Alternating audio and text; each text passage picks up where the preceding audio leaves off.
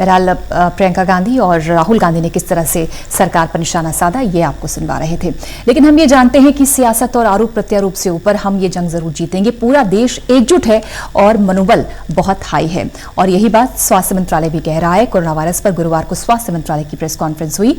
इसमें नीति आयोग के स्वास्थ्य सदस्य, Indian medical council for research और भारत सरकार के प्रमुख वैज्ञानिक सलाहकार शामिल रहे। नीति आयोग के स्वास्थ्य सदस्य वीके पॉल ने कहा कि कोरोना के खिलाफ हम जंग वैक्सीन और दवाओं से जीतेंगे। हमारे देश के विज्ञान और तकनीकी संस्थान और फार्मा इंडस्ट्रीज बहुत ही मजबूत हैं।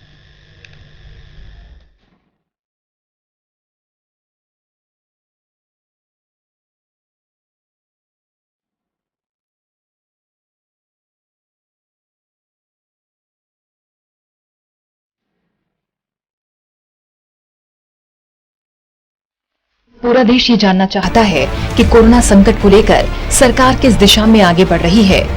भविष्य को लेकर सरकार की क्या तैयारियां हैं, खासतौर पर वैक्सीन को लेकर विश्व स्तर पर क्या हो रहा है। इन्हीं फैक्ट्स और फाइंडिंग्स को लेकर आज स्वास्थ्य मंत्रालय की प्रेस कॉन्फ्रेंस हुई।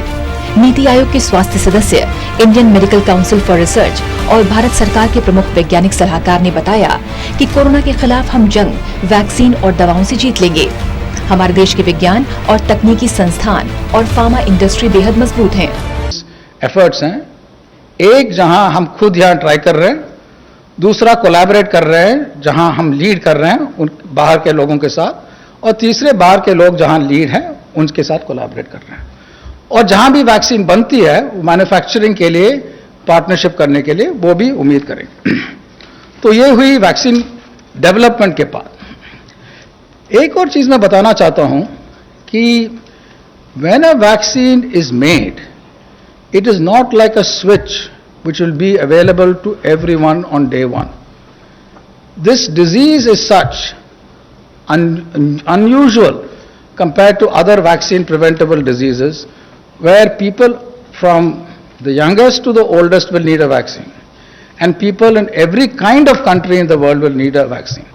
This is not a rich country's disease or a poor country's disease, it's everyone's disease. So the logistics of making the vaccine accessible to everyone is a big challenge. प्रमुख वैज्ञानिक सलाहकार और professor के विजय राघवन ने बताया कि हमारी वैक्सीन कंपनियां शोध और विकास कार्य में लगी हैं। कई स्टार्टअप कंपनियां भी काम कर रही हैं। देश में 30 ऐसे ग्रुप हैं जो वैक्सीन बनाने के लिए आगे आए हैं। ये एक चुनौती और जोखिम भरी प्रक्रिया है। हम इसके लिए वैश्विक स्तर पर हो रहे प्रयास का हिस्सा हैं। To vaccine development in a big way, and many of our academics have got into vaccine development in a big way. So there are about a total of 30 groups in India, big industry to individual academics, who are trying to develop vaccines, of which about 20-ish are keeping a good pace. Yet this is a very competitive area. One final point about vaccines before I give you some examples is because this is such a risky process and we don't know who will win, different companies in the world, Indian companies, other companies, will stockpile vaccines even before they are ready, in the hope that what they are stockpiling will be effective.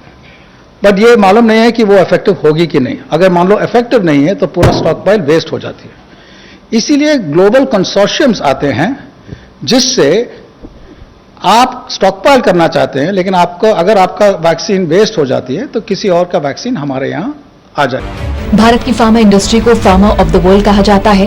हमारे देश में बनी दवाएं और vaccine पूरी दुनिया में जाती हैं। पूरी दुनिया ये देख रही है कि किस तरह हम पुरानी दवाओं का इस्तेमाल कर महामारी से बचाव करने की कोशिश कर रहे हैं। इसके साथ ही हम दवाओं के लिए शोध में भी जुटे हैं। प्रधानमंत्री ने पिछले संबोधन में वैज्ञानिकों और युवाओं से कहा था कि वो दवा और वैक्सीन खोजें। ये देश के लिए नहीं बल्कि मानवता के लिए होगा, और हमें यकीन है कि मानवता की सबसे बड़ी जंग हम जीतेंगे। हम होंगे कामयाब, है पूरा विश्वास। Special desk, total news.